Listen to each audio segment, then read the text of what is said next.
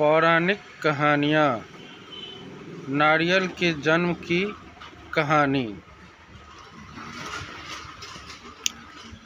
प्राचीन काल में सत्यव्रत नाम के एक राजा राज करते थे।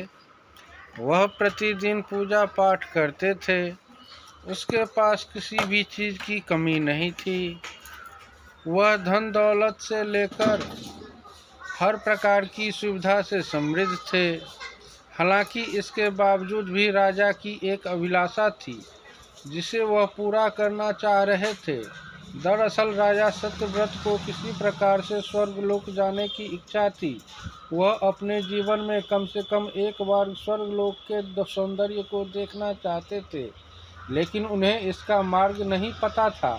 इधर दूसरी तरफ ऋषि विश्वामित्र अपनी तपस्या के लिए घर से बाहर निकले। चलते चलते वह अपनी कुटिया से काफ़ी आगे चले गए थे। काफ़ी समय बीत गया लेकिन वह नहीं लौटे। इस कारण उसका परिवार भूख और प्यास से तड़प रहा था।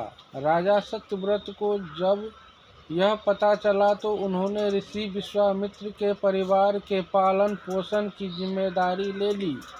कुछ समय बाद जब मुनिवर लौटे तो वे अपने परिवार को कुशल देख काफ़ी प्रसन्न हुए। उन्होंने पूछा कि उनकी अनुपस्थिति में किसने उनकी देखभाल की। इस पर ऋषि के परिवार वालों ने बताया कि राजा ने उनके पालन पोषण की जिम्मेदारी उठाई थी। यह सुनकर ऋषि विश्वामित्र तुरंत राजमहल पहुँचे और राजा से मुलाकात की। वहां पहुंचकर उन्होंने सबसे पहले महाराज को धन्यवाद कहा। इस पर राजा ने ऋषि से अपनी इच्छा पूर्ण होने का आशीर्वाद मांगा।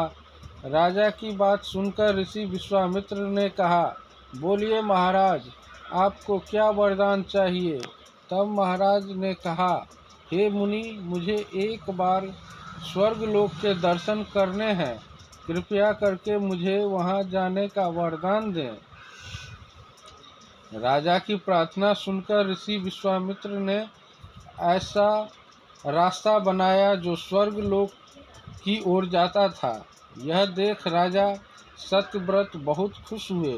वह तुरंत उस रास्ते पर चल पड़े और स्वर्गलोक पहुंच गए। जहां पहुंचते ही इंद्रदेव ने उन्हें नीचे धक्का दे दिया, जिसके कारण वो सीधे धरती पर जा गिरे। राजा सत्यव्रत ने तुरंत सारी घटना ऋषि विश्वामित्र को बताई। राजा की बात सुनकर ऋषि विश्वामित्र गुस्से से आग बबूला हो उठे। उन्होंने तुरंत सभी देवताओं को इस बारे में बात की और इस समस्या का हल निकाला, जिसके बाद राजा के लिए एक नया स्वर्गलोक बनाया गया। नए स्वर्गलोक को पृथ्वी और देवताओं के स्वर्गलोक के बीचों बीच स्थापित किया गया था ताकि किसी को परेशानी न हो। नए स्वर्गलोक से राजा सत्यव्रत तो बहुत खुश हुए, लेकिन विश्वामित्र को एक चिंता लगातार सता रही थी। उन्हें डर था कि नया स्वर्गलोक कहीं जोरदार हवा के कारण गिर न पड़े। अगर ऐसा होगा तो राजा सत्यव्रत दोबारा से धरती पर जा गिरेंगे। काफ़ी सोच विचार के बाद ऋषि विश्वामित्र को एक उपाय सूझा। उन्होंने नए स्वर्गलोक के नीचे एक बहुत लंबा खंभा लगा दिया ताकि उसे सहारा मिल सके। ऐसी मान्यता है कि नए स्वर्गलोक के नीचे लगाया गया खंभा एक विशाल पेड़ के रूप में बदल गया। यही नहीं, कुछ समय पश्चात जब राजा सत्यव्रत की मृत्यु हुई तो उनका सिर एक फल में तब्दील हो गया। तभी से इस खंभे को नारियल का पेड़ कहा जाने लगा, जबकि राजा का सिर नारियल के रूप में जाना गया।